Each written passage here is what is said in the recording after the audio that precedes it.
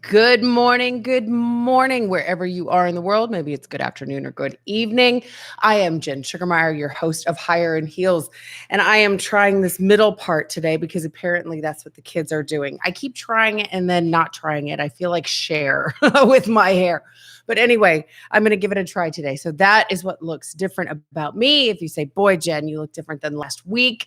In fact, on Friday, I was in Phoenix, went to Vegas this Saturday, and then back home. So I have been on a whirlwind. So yesterday, what did I do? I stayed in bed pretty much all day and I just relaxed. So we'll talk about that at some point on the show about the importance of relaxing and just being good to our bodies. So, what are we all about on this show? This is Higher and Heels. We are all about elevating ourselves to the next level. It's becoming intentional about our days, about our lives.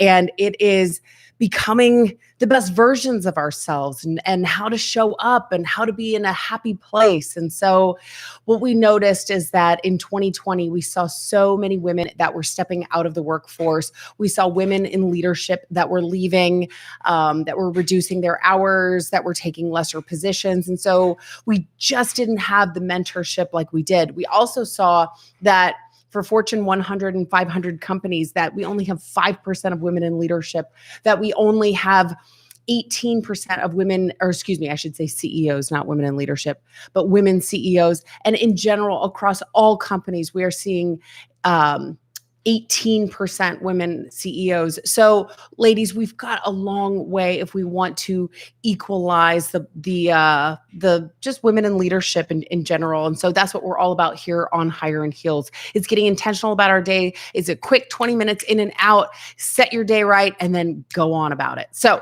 today we're talking about the mind, and I love the mind. It is something that I didn't really pay attention to for many, many years. And so I wasn't controlling my mind. My mind was controlling me. And anything that came into my space, I just allowed it to do whatever it wanted to in my brain, whether that allowed me, whether I got angry or whether I was frustrated or whatever.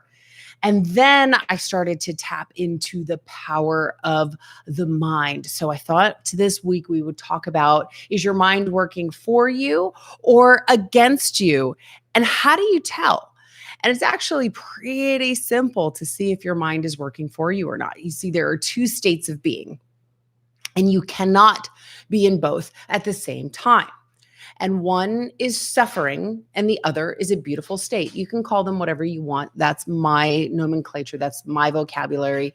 You are either in a state of suffering or a beautiful state. So what is suffering? That is, my vocabulary. This is anything that you don't feel good. It's fear, frustration, anger, resentment, embarrassment, boredom, frustration, all of these things where you start to, where you feel your blood pressure rise or you feel agitated. Agitated is the state of suffering. But when you start to feel these, this is where you should have a clue that something is going on, because none of us want to be in any of these states of being. We want to aim for this beautiful state. What is a beautiful state of being? Where do we even want to be? Well, we want to be at peace. We want peace. We want happiness. We want joy. We want clarity. We want ease. We don't want things to be hard. We want things just to flow. We want to be in a state of flow. We want to be connected with our higher power. We want to feel grounded. Yeah, those are all beautiful states of being. I have yet to meet someone that says, yeah, no, I just really like being angry. It feels good. I've never met that person. Now, I have met people that have said, yeah, Jen, but I have to be anxious because you don't understand. I have kids that have to go to college and I need to pay for their college education. So I have to be anxious about that because I want them to go to college. And I'm like, okay, except anxiety doesn't equal results. Results equal results. So you could still get your results and be in a good state of being, right? Okay, so why do you have to be anxious? Okay. So, yes. So there are some people that think they have to be in one of these areas in order to accomplish something or do something. Well, I have to be fearful because if I'm fearful, then it won't happen. I don't know. Is that how that works? I don't know. Ask yourself that question. I mean, if you're fearful that it's not going to if you're fear of the rain, does that mean that the sky is like, well, Jen doesn't like rain, so we're not going to rain today? I mean, I don't know. I don't think that's how that works. I'm just saying. So, when I landed in Vegas, I I called a taxi, I called a Lyft, and you go out to this certain area, and that's where all the Ubers and the Lyfts and everything are.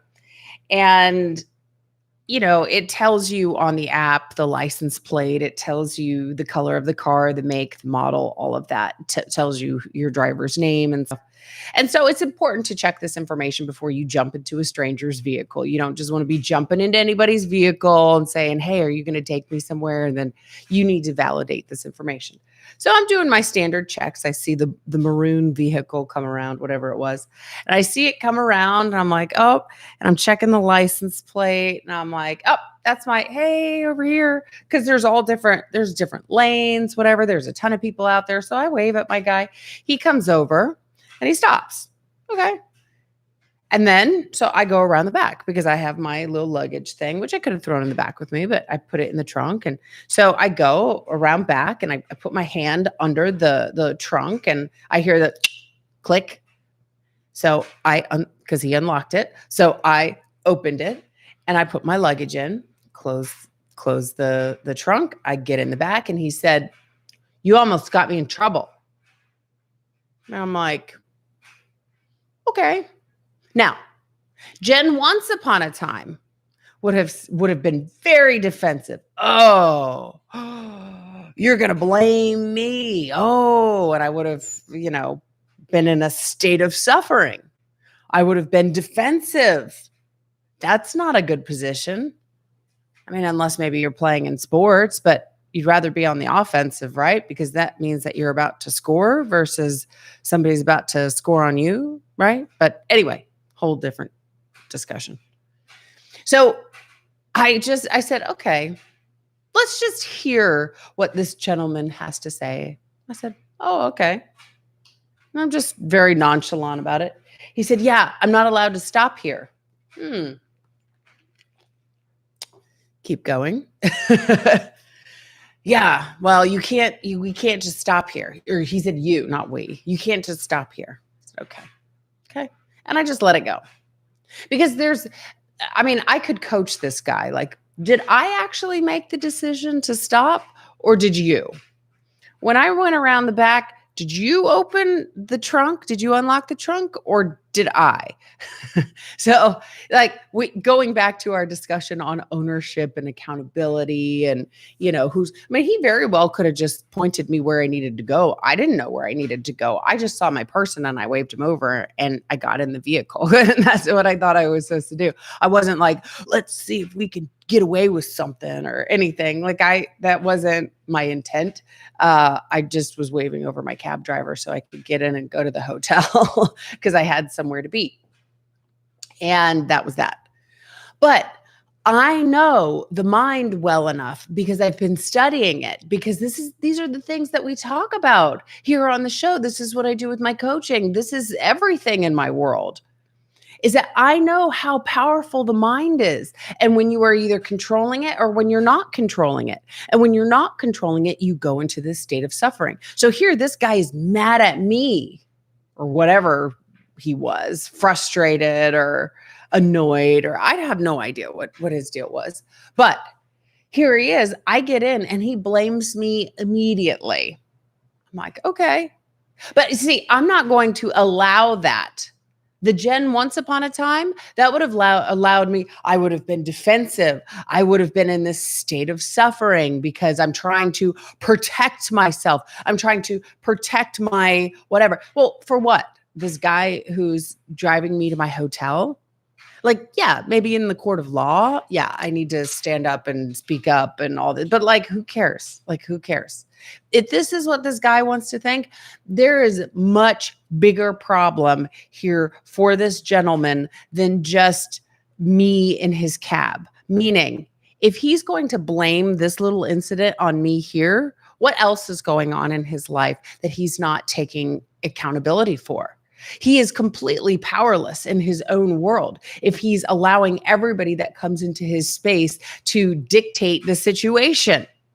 If I dictated that situation and he's going to blame me instead of taking ownership, like that's just him driving one driver. This is happening throughout his life. This man has a problem. So I could sit there and I could coach him. I could ask him the powerful questions. So, sir, let me ask you this. Sir, were you the one? Okay, are you taking accountability? I mean, I could have gone down that rabbit hole with him, but why? Why? Take my energy? Like, it's not my job to coach the world, okay? It's not. It doesn't mean that I'm never going to say anything, but I'm like, why? This guy clearly has other big problems that are going on. Because where there's a little bit of toxicity, there's a lot more where that came from. And so I could coach him, or I could have that rebuttal. But why? It's like having a conversation with a child. Like, there are some things you just can't talk to a child about because they don't have the mental capacity. They don't have the maturity. They are at a different point in their lives. And so does it make sense to have this adult conversation with a child?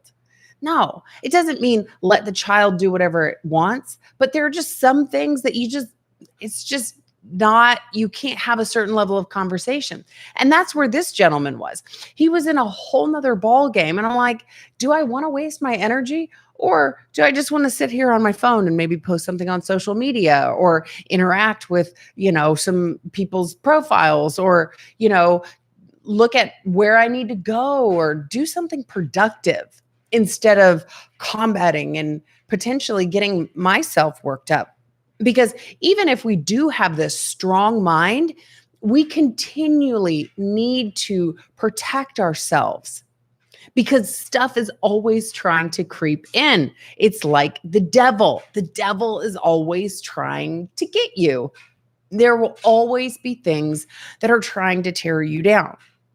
And so are you putting yourself in these positions where you may actually be getting closer to the fire? What happens when you get close to a fire? Have you ever roasted marshmallows? Yeah. You don't roast marshmallows from like 10 feet away. Like the fire is all the way over there. Like, yeah, I'm just going to roast this marshmallow from here. No, you have to get closer. In fact, you have to get so close that you're almost in the fire. And then what happens? The marshmallow starts to roast. And what happens? At least the way that I do it, I leave it in long enough and it goes on fire. And I have to blow it out. But that's because I'm so close, because the heat when you're far away isn't as hot as when you're right there. So getting close to these situations, if I had engaged with this gentleman at a certain level where I am, where he's agitating me and all of that, my marshmallow could have gone on fire. I was like, it's not a big deal. If he wants to blame me, okay, then like what? Like, what's the thing that's going to come out of this? I'm going to go into my hotel and I'm going to be like, I won against the taxi cab driver. It's not worth that. It's not worth any amount of that level of discussion. So I was just like, okay, this guy's got other things that are going on. So when we start to really engage in our mind, when we start to become aware of what is our mind working for us? Is our mind not working for us? There's a few things that we can start to look for. And the first and foremost, the biggest thing, the only thing is looking at, are you in a state of suffering or not? Because if you have any amount of feelings that don't feel good, that anger, resentment, that fear, frustration, the embarrassment, boredom, then you're not in a beautiful state of being. Your mind is not working for you. Because the truth is, and I wrote a couple of books about this. I actually wrote a book called Defining Your Boundaries, and it talks about, let's see, I got it right here. Defining Your Boundaries. You actually can find this on Audible, Barnes and Noble, Amazon, all of the things. And this talks about, I actually wrote this right when COVID started because the world was just going into this panic. You know, we saw the stock market dropping. We saw people losing their jobs. People were dying. And so how do we stay in a beautiful state of being and not allow our surroundings to bother us, to get to us? And I said, okay, I've got to write this book because it's boundaries. We have to keep boundaries. And I talk about mental boundaries in this book is one of them, because there's all types of boundaries. And that's, we'll talk about that another week. But I talk about mental boundaries, and that's what we're talking about here. The mental boundaries. So me not engaging with this Uber driver or whatever Lyft driver, that was my boundary. I said, like, this isn't important. This is not a big deal. This guy isn't impacting my life whatsoever. And me walking away from this conversation doesn't impact my life whatsoever. Now, there are different types of situation. You may be in the workplace and it could be your boss. And you may need to talk through the situation, or you may need to do something. It's just that may just be how it is, and only you can assess that. But for me, sitting in this cab, I knew that I had a boundary between this person, because I was like, this person doesn't impact my life at all. I don't actually care. Like, I'm not in trouble with the law. I'm not about to lose my job. My house isn't about to go into foreclosure. Like, nothing is going to happen. Like, this guy is going to move on with his life, and I'm going to move on with my life. And that's that. And so we have to be able to assess the different situations that are going on. And when you are in a situation where you need to get closer to the fire, there are absolutely ways that we can, and we talked about some of these. Looking at control. What do you control versus what you don't control? That's huge. If you can't control something, just let it go. Just let it go. Like, I can't control this guy. There's nothing about him. And so I'm just going to completely let it go. So that's one of I talk a lot more about that. In fact, in my book, Reset, I know I'm throwing a lot at you. Reset, this has all the golden nuggets. This is the how to get over a lot of the things that we talk about. We're talking about the what and the why right now, a little bit of the how to get over it. But this is all packed full of how to get over some of these things and how to turn a negative situation into a positive thing, and things that we'll talk about here. But Reset, this is actually my 5-step reset plan. And this is what I use for my coaching. So, which I do one-on-one as well. So, real simple. How do we know if we're in a state of suffering or not? Well, do you feel good? Yes or no? That's how you know if your mind is working for you or not. Because we can combat anything by simply making little shifts. And we'll dig into this more this week, where this is just very high level of how do you even know? How do you know? But you've got to start paying attention to yourself when your blood pressure is rising, when you start to feel agitated, when your blood or when your heart is pumping. These are all signs for you to say, hold on, something is going on. And start to pay attention to the situation. Gossip. Oh, gossip. That is fire, ladies. That is fire. If you are in a situation and there is gossip, walk away from it. Remove yourself. That is fire.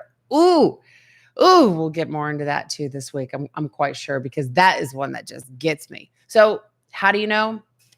You have to be in tune with yourself. And how are you feeling? State of suffering, beautiful state. So that is that for today. It is Monday morning. I would appreciate if you would like, if you would subscribe, and if you would share this with your friends, because I am here every day at 6 a.m. at Central Standard Time, here to help you get intentional about your day. So it would be a huge honor if you would share this with your friends, put it on your social media page, talk about it, say, hey, Jen Sugarmar, we can all sit and talk. And tomorrow is Let's Talk About It Tuesday. So if you have a question, if you want to be coached on the air, well, if you want me to talk through it, go to higherinheels.com. That's how you will contact us. It is higherinheels@gmail.com. That is the email. So submit your questions. Let's talk about it here, because it is Let's Talk About It Tuesday. If I don't get anything, then we'll continue talking about the topic. And this week we're talking about, is your mind working for you or against you? So I will see you here tomorrow. Again, like, subscribe, share with your friends. We're coming up. We want the world to know. We're gonna let it show. That's right, ladies. Because why? Because we're coming up. We want the world to know. We're gonna let it show. I will see your beautiful faces here tomorrow. I am so excited because this is such a powerful topic. I will see you then.